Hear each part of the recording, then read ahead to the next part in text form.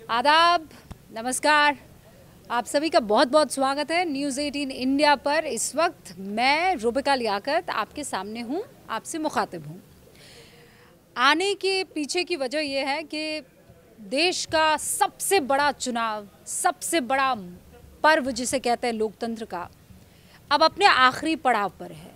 यहाँ से the new beginning, यानी एक नया सवेरा, एक नई सुबह लोकतांत्रिक तरीके से होने वाली है। और उसमें किस पार्टी को कितना वोट मिलता है और कितनी सीटें मिलती है, कौन सत्ता पर काबिज होता है, 4 जून ये तय करेगा, उस पर मोहर लगा देगा। लेकिन मैं आपके सामने इसलिए आई हूँ क्योंकि भाई लगभग 48 लोकसभा हम लोग घूमे हैं, लोगों से बातचीत की है और लगभग 19,000 किलोमीटर का ये सफ़र था। मतलब अगर टू बी प्रिसाइज अगर मैं कहूँ तो वो 1874 किलोमीटर का हमारा सफ़र था, जिसमें पूरी टीम हमारी मौजूद थी न्यूज़ 18 इंडिया की। मेरे साथ मेरे 2 कैमरा पर्सन मौजूद थे, हमारे साथ एक बस थी, हमारे साथ पूरा टाइम थार मौजूद थी जिसमें हमने एक कार्यक्रम किया, कार में सरकार। अलग अलग बड़े वीवीआईपी चेहरों को हमने उसमें बिठाया, उनके साथ इंटरव्यू किया। मध्य प्रदेश के सीएम से लेकर यहाँ हमीरपुर के कैंडिडेट तक, यानी कौन हुए, वो हुए अनुराग ठाकुर। मतलब हर एक शख्स को हमने अपनी उस गाड़ी में बिठाकर सवाल करने की कोशिश की, चाहे वो सत्ता का हो, सत्ता पक्ष का हो या फिर विपक्ष का हो। मेरे साथ मेरे प्रोड्यूसर जो हैं निशांत लगातार मौजूद थे। और ये जो सफ़र था इन 9 राज्यों में और लगभग 50 दिनों का जो सफ़र था, इसमें क्या हमने पाया है, कोई एग्ज़िट पोल नहीं है, ये कोई एग्जैक्ट पोल नहीं है, लेकिन जो मेरे अंदर के विचार थे, जो मैं उन वोटर्स से बातचीत करके मैंने पाया है, वो मैं आपके सामने रखूँगी। पहली बात ये है, 2014 मैंने कवर किया था लोकसभा, 2019 मैंने कवर किया और 2024 भी कवर कर रही हूँ। इसमें कुछ अंतर है, इसमें ज़मीन आसमान का अंतर है। किस बात का अंतर है? वोटर्स के मैच्योरिटी लेवल का अंतर है। 2014 में मुझे याद है जब हम लोगों से बातचीत करते थे और वोटर से बातचीत करते थे तो वो बहुत आक्रोशित होते थे, उनके अंदर एक अलग किस्म की ऊर्जा थी। वो गुस्से में, और ख़ासकर जो मोदी सपोर्टर्स हुआ करते थे, वो इस बात को लेकर गुस्सा थे कि इस देश में हुआ क्या है, कुछ नहीं हो पाया है और अब बदलाव की ज़रूरत है। 2019 में वही उसी किस्म का जो वोटर है वो थोड़ा सेटल हुआ, उसका गुस्सा बहुत हद तक शांत हुआ और उसके बाद वो इस बात पर ज़्यादा चर्चा करने लगा कि पहले क्या नहीं हुआ था और अब क्या हो गया है। ये अंतर आया 2019 में। अब 2024 में मैंने ये देखा है, बीजेपी का जो वोटर है वो साइलेंट हो गया है। और वो साइलेंट इसलिए हुआ है क्योंकि उसने 14 से लेकर 2024 तक के सफ़र को देखा है। वो इस बात को समझ रहा है कि क्या कहा गया था, क्या हुआ है और कहाँ हम लोग मौजूद हैं। उसके अंदर की जो ऊर्जा है अब वो शब्दों में बयां नहीं करता है। पहले तो ये होता था कि 2 लोग आपस में भयंकर भिड़ते थे। अभी आप कोई एक वोटर को उठाकर देख लीजिए, अब वो भिड़ंत वाला मामला कि ज्वलनशील हो गया वो नहीं नज़र आता है। वोटर बहुत मैच्योर हो गया है। दूसरा ये कि उसे अपने हक़ और हुकूक के बारे में पता, और वो बहुत नॉलेज रखता है, बहुत गज़ब की इन्फॉर्मेशन उसके पास मौजूद है। दूसरी तरफ जो इंडिया गठबंधन का वोटर है वो वोकल हो गया है। ये वाला वोटर साइलेंट हुआ है, ये वोकल हुआ है। वोकल कैसे हो गया है? इसके अंदर एक अलग ऊर्जा आई है कि अब तक जो हम मैदान में लड़ नहीं पा रहे थे, किसी तरह का कोई मुकाबला नहीं हो पा रहा था, हमें तो 2 लेवल पर लड़ना पड़ा था। एक तो भाई जो रीजनल पार्टियां हैं उनसे अलग लड़ो, फिर उसके बाद मोदी से अलग लड़ो। लेकिन जब ये सारी रीजनल पार्टियां और सारी आप नेशनल भी कह दीजिए, जब सब एक आ गई, मतलब भाई कांग्रेस को पहले सपा से भी लड़ना था, टीएमसी से भी लड़ना था, आरजेडी से भी लड़ना था और आम आदमी पार्टी से भी लड़ना था। अब ये लड़ाई इन चारों से हटकर एक ही शख्स पर केंद्रित होगी, वो है मोदी। तो वो सारी ऊर्जा जो है वो एक तरफ आ गई और वोटर को इस बात का जो जो इंडिया गठबंधन का वोटर है उसे ये ऊर्जा बहुत उसे प्रसन्न कर रही है कि चलिए अब कुछ तो शुरुआत हुई है, अब हम लोग एक हैं, हम साथ हैं। और उसे वो लड़ाई ऐसी दिख रही है। और मैं फिर आपको बता रही हूँ, जो मैंने देखा है वो ये है कि बीजेपी का वोटर शांत है। हो सकता है वो कई हद तक कई मसलों पर नाराज़ भी हो। नाराज़गी किस बात को लेकर है? मैं जितने भी वोटर से बात कर रही थी उन्होंने कहा महंगाई है, बिल्कुल है, बेरोज़गारी बिल्कुल है।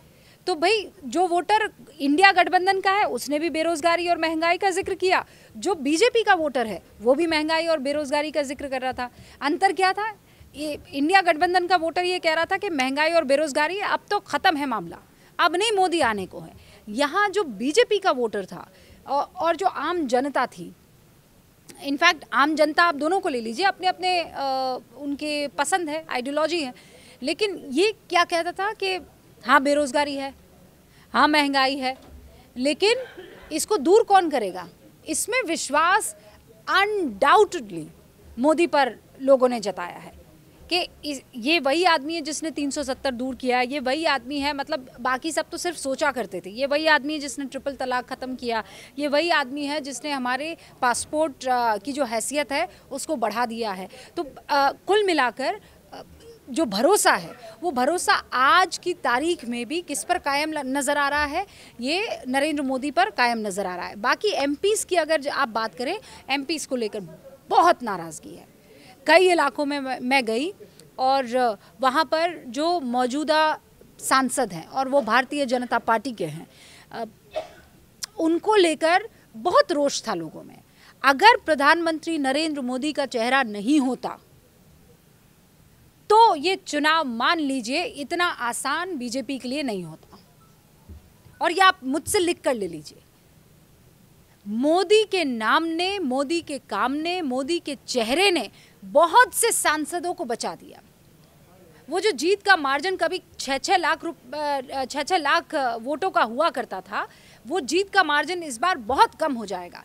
लेकिन मोदी की वजह से ये वो तमाम जो एमपी जो मौजूदा सांसद थे और एक बार फिर से उनको मौका दिया गया और जिन्होंने काम नहीं किया, ऐसा नहीं है कि बाकी बहुत से एमपी है जिन्होंने सच में काम किया है, लेकिन ऐसे जिन्होंने काम नहीं किया है वो मोदी की वजह से बच जाएंगे।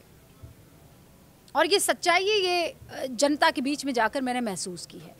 दूसरा ये है, एक जो अहम बिंदु है, महिलाओं के अंदर जो सेंस ऑफ एम्पावरमेंट आया है 2014 में वो नहीं था, 2019 में बहुत कम मैंने देखा था, लेकिन आज की तारीख में महिलाएं क्या बोलती हैं अपने हक के बारे में, उसे जो मिला है उसके बारे में। मतलब गांव में आप जाइए, जो औरत जिसके अकाउंट में पैसा आ रहा है उसके अंदर एक स्वामित्व वाली भावना है कि मेरे बैंक में पैसा है, मेरे पास नहीं है कि कोई छीन लेगा, बैंक में पैसा है, मैं वहाँ जाऊँगी, अपना पासवर्ड डालूंगी, तब जाकर पैसा निकाल पाऊंगी या जिसको चाहिए उसको दूंगी। तो ये जो सेल्फ जिसे कहते हैं सेंस ऑफ एम्पावरमेंट, ये मैंने बहुत सारी महिलाओं में देखा। मतलब एक महिला थी जिसके घर में, और ये भोपाल में हमसे मुलाकात हुई, जिसके घर में बाकायदा एक लेडी मिलने के लिए, सॉरी वो लेडी जो थी उसके यहाँ पर काम करने आती थी।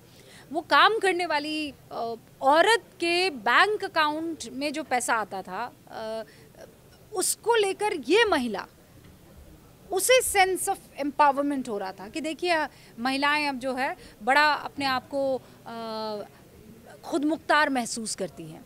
तो महिलाएं जो वोटर हैं बहुत डिसाइसिव फैक्टर इस बार होने वाले हैं। एंड यूथ, आप वो रील्स और व्हाट्सएप और तमाम तरीके के सोशल मीडिया प्लेटफॉर्म पर मौजूद हैं, उनको सब दिखाई दे रहा है। उनके पेज पर दोनों तरह के कंटेंट आ रहे हैं, इंडिया गठबंधन का भी आ रहा है और भारतीय जनता पार्टी और एनडीए का भी आ रहा है। और वो लोग बहुत बढ़िया से इसे परख रहे हैं। वो 2-2 मिनट की रील ही क्यों ना उसे परख रहे हैं, वो मीम ही क्यों ना उसे परख रहे हैं। कुल मिलाकर अगर मैं आपको समझाने की कोशिश करूँ, जैसे पीके कह रहे थे, प्रशांत किशोर ने कहा कि मोदी वेव जो है वो ख़त्म हो गई है। Well, I completely disagree with it. मेरे इस 1874 किलोमीटर की यात्रा में मैं आपको एक बात बहुत क्लियरली कह देती हूँ, मोदी वेव हैज शिफ्टेड। वो ख़त्म नहीं होगी, वो शिफ्ट हुई है। अब मैं आपको इसको ऐसे समझाती हूँ कैसे शिफ्ट हुई है। आप अगर यहाँ रहते हैं शहरों में, तो आज के टाइम पर आप घरेलू चीज़ खाना ज़्यादा पसंद करेंगे, है ना। ऑर्गेनिक जिसे कहते हैं, ऑर्गेनिक खाना है भाई। दाल बाटी चूरमा जैसे मेरी राजस्थान की उसमें कहूँ, या एमपी में दाल बाफला। अब वो चाउमीन, चाइनीज़ खाना, मोमोज़ जो है वो आपको इतना नहीं लुभाता है। अब आप चाहते हैं कि मक्के की रोटी, सरसों का साग मुझे मिले। You going back to your roots, क्योंकि आपने उसका बहुत सेवन कर लिया, चाउमीन बहुत खा लिया, मोमोज़ बहुत खा लिए। अब आपको वापस जो है थोड़ा कुछ देसी चाहिए। लेकिन अगर आप गांव की तरफ जाएंगे और शहरों से लगते हुए इलाकों में जाएंगे, टुवर्ड्स विलेजेस, तो आपको लगेगा कि यही चाउमीन, यही मोमोज़ बहुत बहुत प्रचलित है। मतलब शादियों में बच्चों को ये बहुत पसंद आ रहे हैं। मोदी वेव को मैं ऐसे देखती हूँ, ये मोदी वेव 2014 में और 2019 में ये एकदम उरूज पर अर्बन पब्लिक में थी। अब वो आत्मसात कर चुके हैं कि हाँ भाई है, मोदी हैं। लेकिन गांव में वही वो जो अब जो वेव है ना मोदी की, वो अब आने लगी है। अब आप कहेंगे ऐसे कैसे भाई? मोबाइल फ़ोन, इंटरनेट कनेक्शन, और उसके बाद ये मतलब ये दो चीज़ों से मोदी का वहाँ पर उनकी पहुँच जो है उनके घरों में बढ़ी है। और दूसरा जो प्रत्यक्ष रूप से वो ये है कि उसकी माँ को पैसा मिल रहा है। उसकी माँ जो चूल्हा जलाया करती थी, अब वो गैस सिलेंडर से खाना पकाती है। जो उसकी माँ कभी घूंघट डाल के और खेतों में जाया करती थी, वो आज की तारीख में घर में शौचालय है, वहाँ पर शौच करती है और उसके अकाउंट में पैसा आ रहा है। और ये जो डायरेक्ट बेनिफिट जो हो रहा है ट्रांसफ़र के ज़रिए, वो अलग बात है। आयुष्मान कार्ड, गांव में 5-5 लाख रुपए का जो उनको सहारा मिल जाता है जब वो मेडिकल ट्रीटमेंट के लिए जाते हैं। तो अब जाकर वो, क्योंकि भाई जब वादा किया था अलग मामला था, और अब जब पेनिट्रेशन हो रहा है उसका एक अलग रूप दिख रहा है। तो वो Modi wave has shifted from the urban area to the rural area. और लोगों ने उसी तरीके से प्रधानमंत्री नरेंद्र मोदी के बारे में वो बोलते हैं, वो सोचते हैं। औरतों को देखिए आप, ऐसे मतलब सीना ठोक ठोक के कहती है कि मोदी हमारा माई बाप है। और ये मैं वोटर्स के बीच में जाकर जो मैंने महसूस किया वो आपको बता रही हूँ। एक और चीज़ जो मैंने देखी है वो ये कि अब तक राहुल गांधी और अखिलेश यादव, तेजस्वी यादव, इन लोगों ने जो सोशल मीडिया का इस्तेमाल किया है वो बहुत क्रिएटिव तरीके से किया है, और लोगों के बीच में इसने पैठ भी जमाई है। राहुल गांधी और तेजस्वी यादव जब खाना खाते खाते बात कर रहे हैं, वो लोगों के पास रील पहुंच रही है, तो उनको देखना बड़ा अच्छा लग रहा है कि अच्छा इनकी थाली में क्या है, लोग उसके बारे में चर्चा कर रहे हैं। ये स्ट्रैटेजी जो है सोशल मीडिया पर बहुत इम्पैक्टफुल रही है, लेकिन वोटर्स को कितना प्रभावित कर पाती है इसकी मैं कोई गारंटी नहीं ले सकती हूँ। क्योंकि एक बार आप देखने के लिए, क्योंकि भाई आपने वादा किया, उसको कितना निभाया है इस पर निर्भर करता है ना। मोदी के पास ये अचीवमेंट है कि उसने जो वादा किया था वो उसे निभाया है। महंगाई को लेकर जब आप लोगों से और बात करने लगते हैं तो वो ये कहते हैं कि अब भाई सैलरी बढ़ेगी तो महंगाई तो बढ़ेगी। फिर आप कहते हैं बेरोज़गारी, तो बोले जिसके पास स्किल नहीं है ना वो बेरोज़गार है, और जिसको गवर्नमेंट जॉब चाहिए वही जिम्मेदार, मतलब वही बेरोज़गार है, वरना तो बहुत सारा काम है। एक हमें वो मिले थे, कौन, अनपढ़ चाय वाला हमें मिले थे। कहाँ मिले थे? गोरखपुर में मिले थे। गोरखपुर में उस अनपढ़ चाय वाला की दुकान ऐसी चल रही थी गजब की। मैंने कहा बेरोज़गारी नहीं है, बोले उनके लिए है जिनके पास किसी तरह का कोई स्किल नहीं है, हमारे पास तो स्किल है। मैंने कहा क्या स्किल है? तो बोले चाय बनाना।